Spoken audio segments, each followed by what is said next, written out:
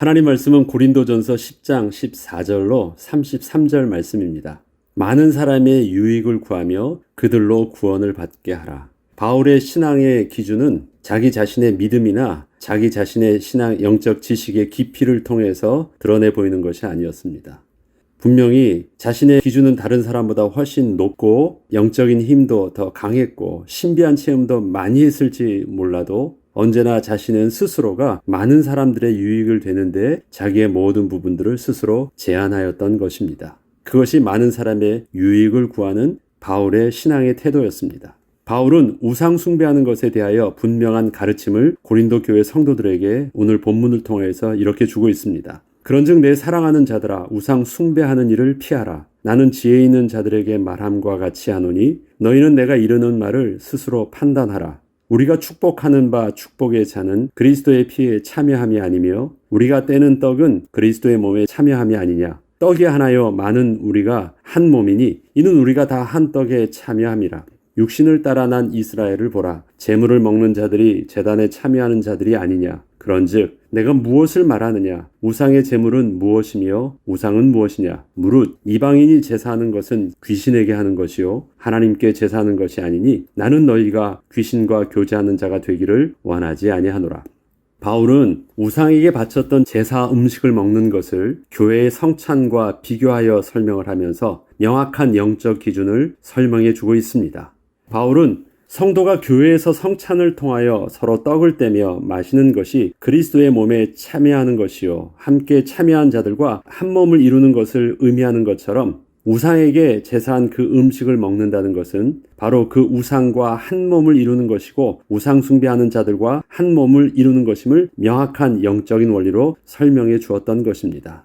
바울이 정확하게 알고 있다는 것입니다. 그리고 그것이 맞는 것이라고 정확하게 말하고 있습니다. 또한 바울은 영적 원리의 설명과 함께 이방인이 제사하는 것은 귀신에게 하는 것이기에 우상의 제물을 먹음으로 귀신과 교제하는 자가 되지 않기를 바란다는 분명한 행동의 권면도 해 주었습니다. 그런데 바울은 이러한 자신의 명확한 입장과 우상 제물을 먹지 말라는 강력한 권면을 하고 있는 것과 그 반대로 바로 다음 절에서는 무릇 시장에서 파는 것은 양심을 위하여 묻지 말고 먹으라고 어느 면으로는 조금 모순되는 말을 또 권면으로 하고 있는 것입니다.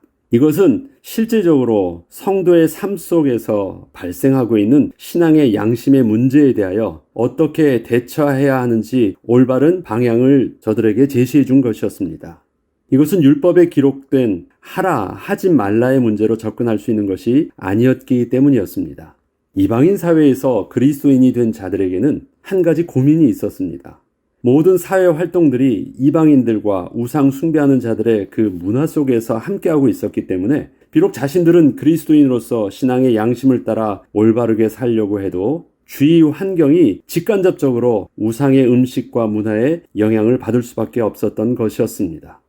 도시 전체가 우상으로 가득 차 있는 지역이었기에 시장에 나오는 음식의 유통 과정을 정확하게 알지 못하는 상태에서 언제라도 우상에게 바쳤던 음식을 먹을 수밖에 없었던 상황이라면 어떻게 우상에게 제사하지 않은 음식만을 딱 골라서 선별하여 먹을 수 있을까요?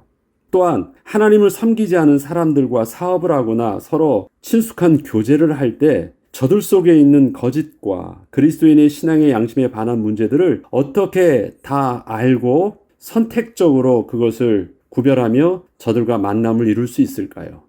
이는 우상 숭배로 가득 찬 도시에서 살고 있는 것이었기에 만약에 아주 명확한 신앙의 기준을 가지고 주위의 모든 것을 하나씩 들추어내기 시작한다면 어느 것 하나 어느 누구도 그리스도인의 신앙의 기준에 비춰보면 문제가 없을 수는 없던 문제였습니다.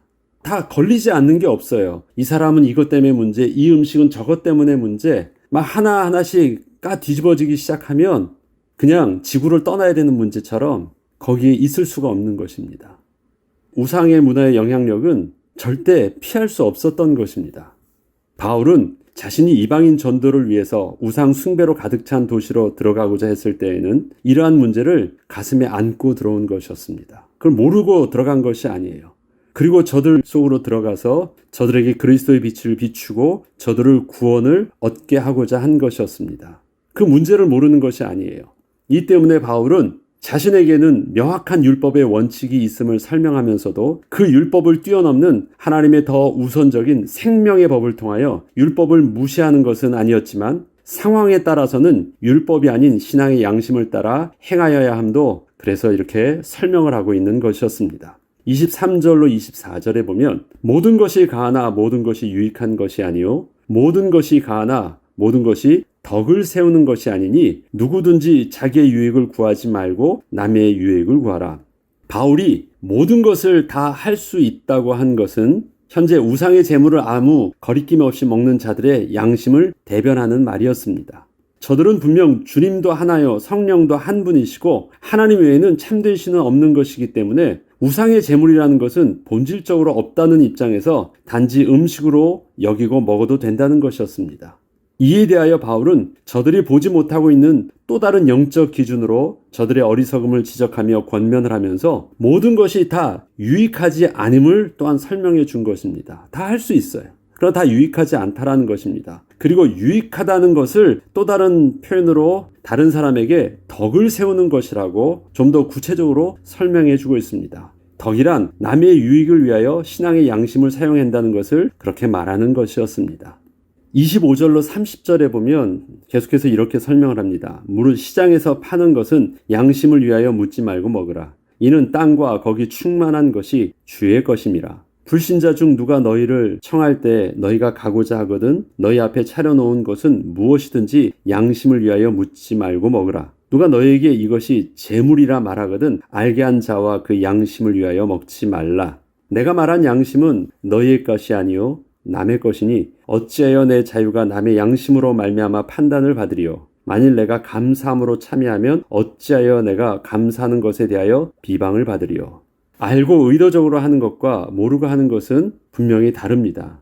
사회법으로도 고의로 한 것과 무의식 중에 실수라는 것에 대해서는 똑같은 결과라 할지라도 다른 잣대를 가집니다. 너 그 우상의 제물이라고 말한다라는 것은요, 알고 있는 것이에요. 그 의도적으로 하나님에 대한 두려움도 또 우상에 대한 그 신적 개념도 있는 것입니다. 그런 사람들을 위해서는 하지 않는 것이 바람직하지만 아무 개념이 없는 사람이 와서 이게 괜찮아 해서 먹으라고 할 때는 양심을 위해서 그냥 묻지 말고 먹으라는 것입니다. 결과를 보는 것이 아니라 상대방의 입장 속에서 새롭게 그 기준을 정하고 있는 것입니다.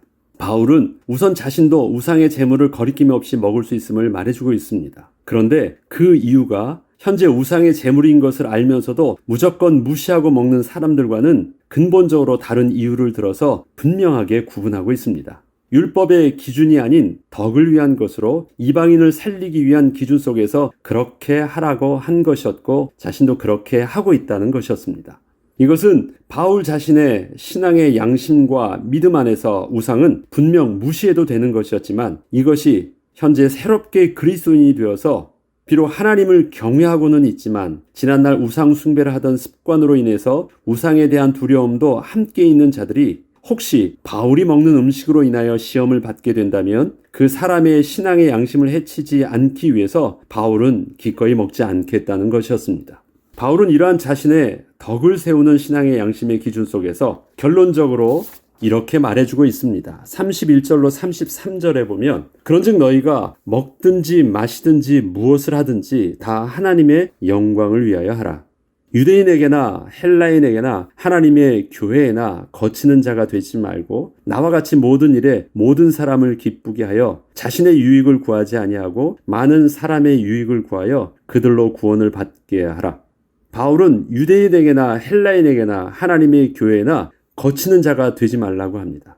이것은 신자나 불신자를 구분함 없이 모든 이들에게 저들을 넘어뜨리거나 비틀거리게 하거나 또 시험에 들게 하지 말라는 것이었습니다. 바울은 이 일에 대해서 앞서 설명했듯이 덕이 없는 율법과 덕이 없는 열심 그리고 덕이 없는 신앙의 지식들은 사람을 살리지 못한다는 것을 말하고 있는 것입니다. 그리스도의 몸을 올바로 세우지도 못하는 것입니다. 오히려 스스로 옳다고 하는 그 열심이 그렇게 하지 않고 가만히 있는 것보다 더 못한 결과를 내고야 마는 것입니다. 교회 안에서 하나님을 사랑한다는 그 열심들이 도리어 많은 사람들에게 가시가 되는 경우를 많이 봅니다.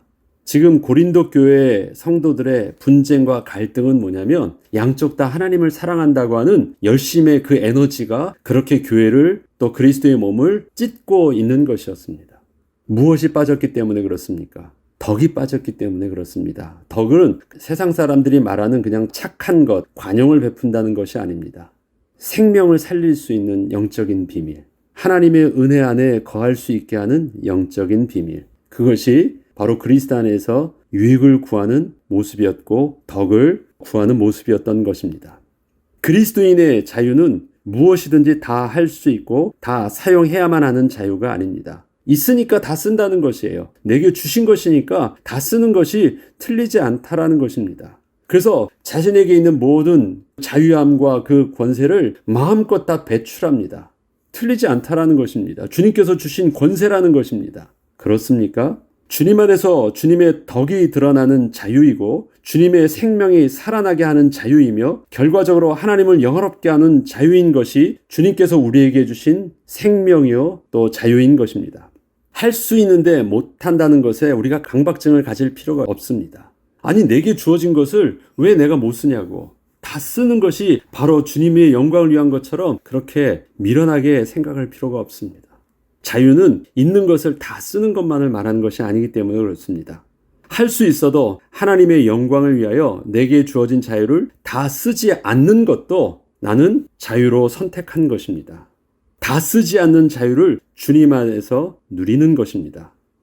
오늘도 주어진 삶 속에서 스스로 삶을 절제하며 우리 주의 만남 속에서는 덕을 세우는 진정한 자유인의 그 영적 안정감을 우리가 성령의 인도하심을 따라 누리도록 기도해야 되겠습니다. 기도하겠습니다. 하나님 아버지, 그리스도인의 자유는 다 할 수 있는 자유가 있었지만 스스로 그 모든 것을 제한하며 절제할 수 있는 것을 선택하는 것도 자유임을 주님께서 오늘 말씀을 통해서 가르쳐 주셨습니다. 덕을 세우는 자유가 되게 하시고 다른 사람들을 살릴 수 있는 자유가 되게 하시고 교회를 교회되게 하는 자유를 누리게 하여 주옵소서. 이 일에 우리에게 믿음의 결단이 필요하고 또 스스로 제한할 수 있는 영적인 힘이 더욱더 필요합니다. 성령 하나님께서 올해는 더욱더 우리에게 새 마음과 새 힘을 더하여 주셔서 능히 그리스도의 장성한 모습으로 다른 사람들을 더욱더 살릴 수 있는 자유를 누리는 시작이 되게 하여 주옵소서. 감사드리며 우리 주 예수 그리스도 이름으로 기도합니다. 아멘.